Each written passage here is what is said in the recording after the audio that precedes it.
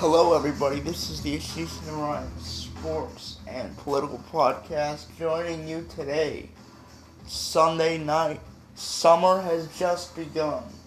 The NBA Finals, Game 2, and much more on tap for an exciting series. We all hope for an exciting series. Wonderful Game 1, classic Game 1. Hopefully, we get a repeat of that in Game 2. But lots to get in today. Not just the finals, but sport, but football, NBA draft, things like that. So let me start with this. I always have a saying in life, and it's this. When smart people say things, you listen. You may not like what they say. You may not care for what they say. You may not even do or listen to what they say. But they'll be proven right. They'll be proven right. You know, it's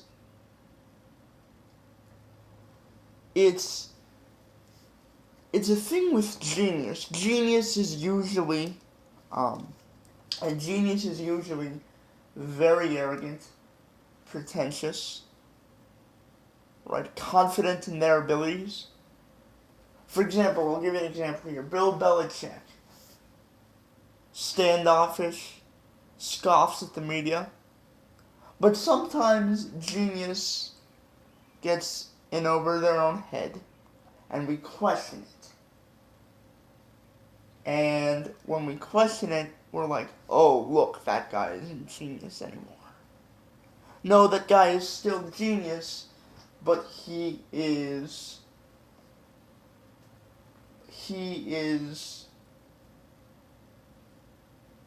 a little bit in over his head because he thinks he's too great for the game, for the system, whatever walk of life you're in. However, genius, right, is always best when brutally honest. Always best when brutally honest. Because that's when there's no effort to try and be greater than what you are. There's no effort to try and outdo anybody. It's just pure honesty. It literally is pure genius. And you may not like what is said. You may not like how it is said. But most times, when pure genius comes out, it may not be proven right initially, but it will be proven right at the end of the discussion. At the end of the discussion, we will have proven the genius right. Let me start with this today. So J.R. Smith makes one of the stupidest mistakes in basketball history. He gets an offensive rebound over 7-foot Kevin Durant. In a tie game, missed free throw, he gets the offensive rebound, dribbles out the clock away from the basket instead of putting out a gimme for a game-winning, Game 1 stealing Cleveland Cavaliers victory over the Golden State Warriors when they are the largest underdog in the NBA over the last 25 years. But what happens? He dribbles the ball away, he throws away their chance of winning, he deflates the entire organization. They can't recover in what is a 1-minute media timeout. Golden State Warriors outscore them 17-7, 124-114. The Golden State Warriors win game 1. That's the end of the story. This is now a 4-game sweep. Which I'll get to that later. I definitely don't think that's what this series is. But, you know something? George Karl is an NBA coaching genius. George Karl is someone who, if you want to talk about basketball specifically, okay, offensive basketball, which is what seems to be the primary focus of the criticism of J.R. Smith throughout his career.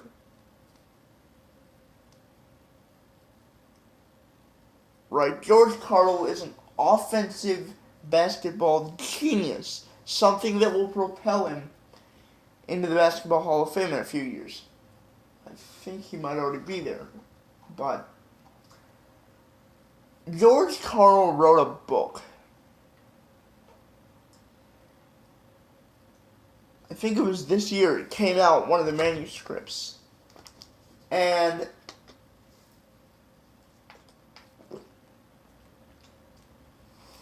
guys like Kenyon Martin, Carmelo Anthony, J.R. Smith all got ticked off because they were insulted.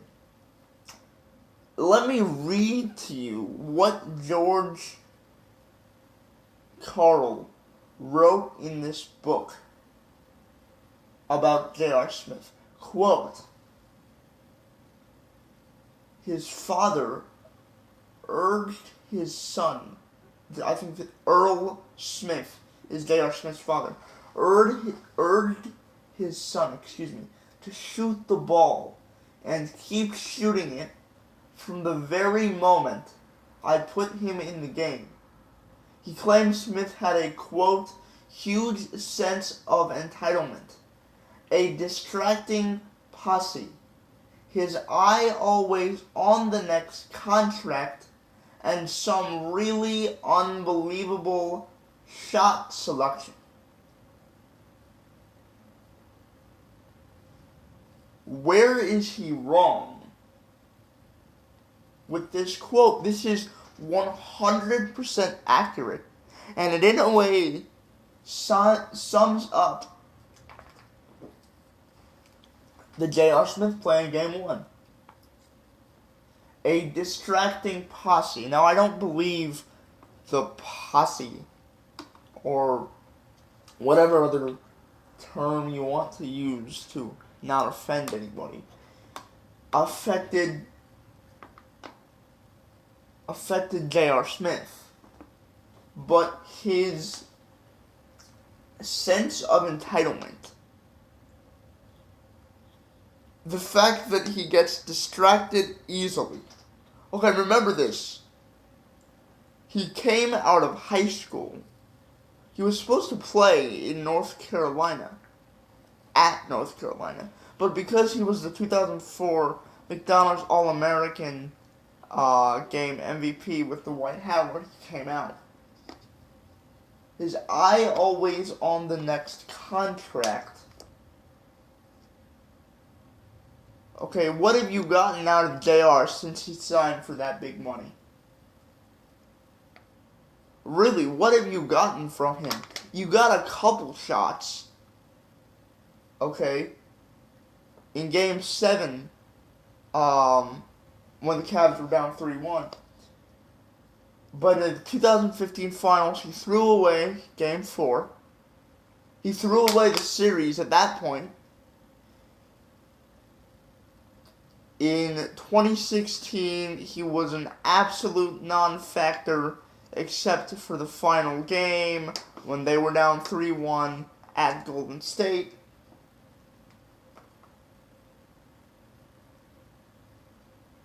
This year,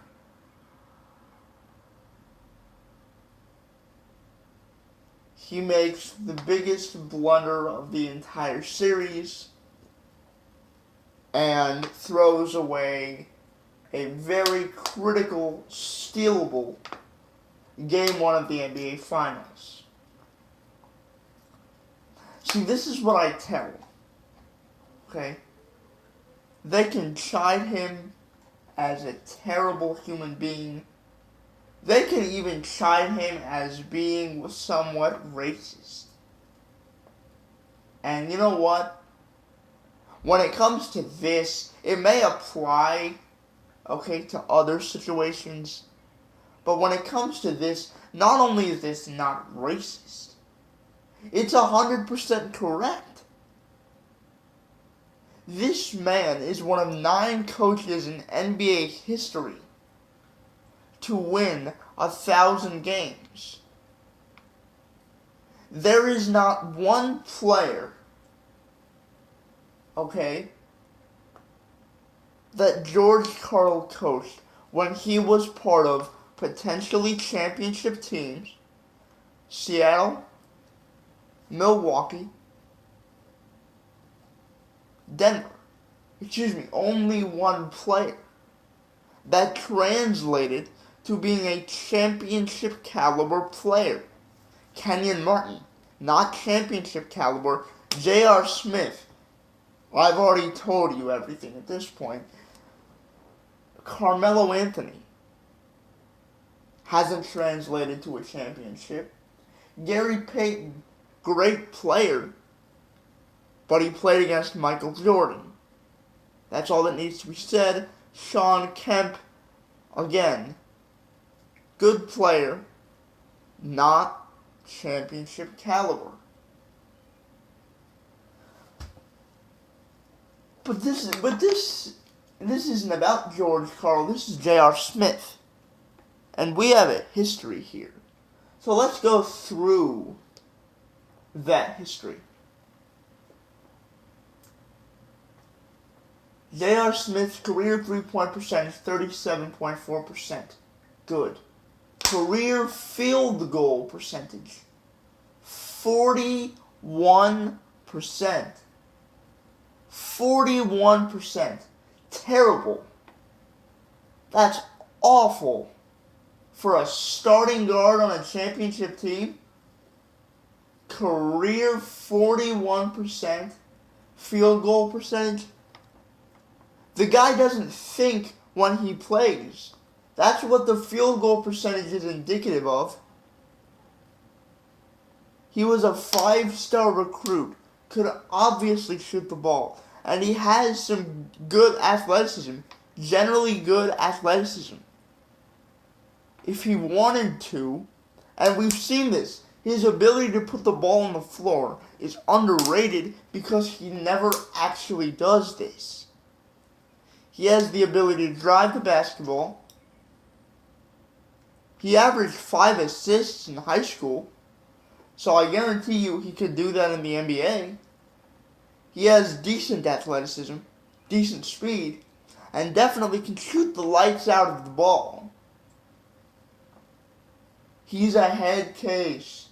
That's what a 41% field goal percentage shows you.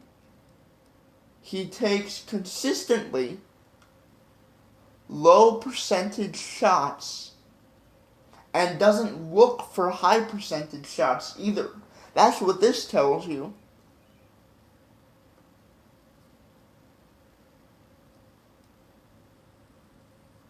He has a lower field goal percentage than Russell Westbrook. Crazy tunnel vision Russell Westbrook has a higher field goal percentage than J.R. Smith. Now obviously Westbrook is extremely talented and a great player. But J.R. Smith, man, he had all the talent coming out of high school. He definitely had skills. And we can see that on display sometimes. But J.R. Smith doesn't think on the basketball court. And George Karl has said it. We see it in the numbers. 41% field goal percentage means you take low percentage shots on a consistent basis. That means you aren't thinking through the game. You're just jacking up shots.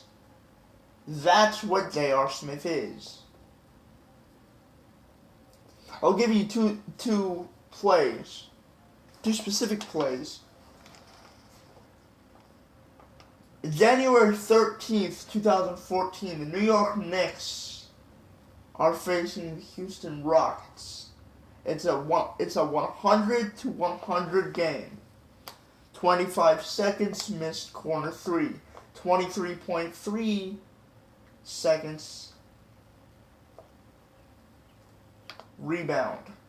Knicks ball. Offensive rebound. Knicks ball. Hold it for the last shot. Tyson Chandler gets the rebound. Passes it to who knows. I did not catch that. Who then proceeds to pass it to J.R. Smith. The time at this point is 17.7 seconds left. Tie game, 100-100. Hold the ball, keep it to the last shot. Right? No. J.R. Smith takes a three-pointer with 17.7 seconds left in the game. Tie game. Clanks off the back iron. Houston gets the rebound. Gets fouled on the defensive rebound. Ends up winning the basketball game. J.R. Smith in postgame. I thought we were down 2. Another example, and this worked out for him, but it's still a pretty terrible play. Oklahoma City, Cleveland, earlier this year. Oklahoma City is down 5. J.R. Smith saving a pass from going out, saving the ball from going out of bounds. One falls out of bounds. With one hand, just chucks it down the court.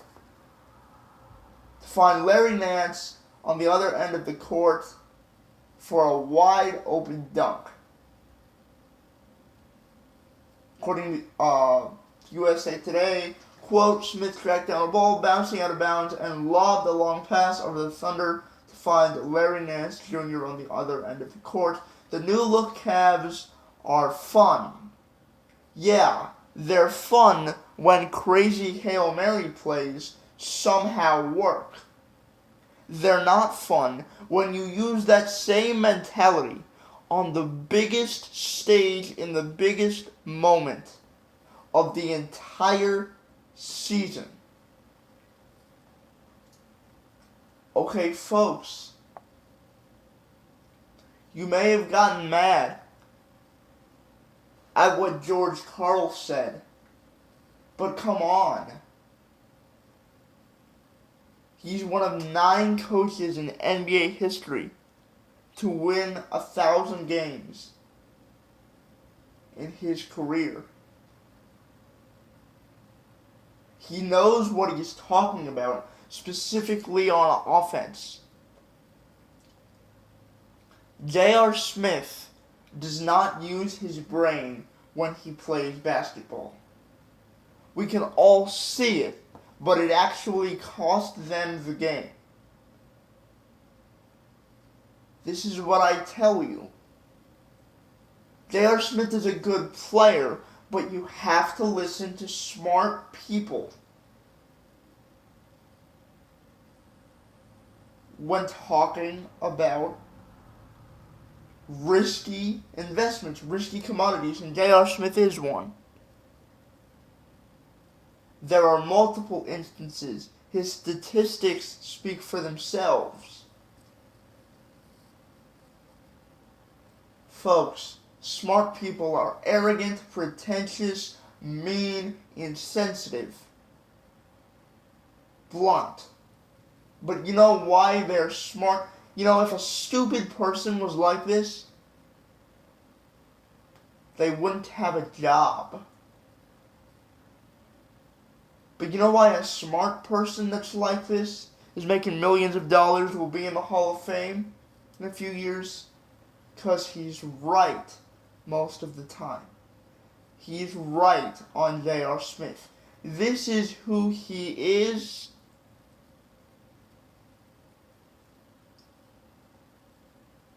And I know everyone got mad over that book coming out earlier this year. But it's truth. He was right on J.R. Smith. He was right on Carmelo Anthony. He was right on Kenyon Martin. Everything. He has the burden of proof. He has the proof. George Karl is right. He is right in this entire book. Okay? Certain things may be out of line, but his general point is correct. J.R. Smith is a head case, and you saw it on the biggest stage, in the biggest moment, in the NBA Finals Game 1, when he threw away LeBron's legacy. For now. Okay, coming up next, the NBA referees and why their defense of themselves is so stupid. This is the Ashish Sports and Political Podcast, sports podcast at this point, but broadcasting to you live from Hilliard, Ohio, and see you.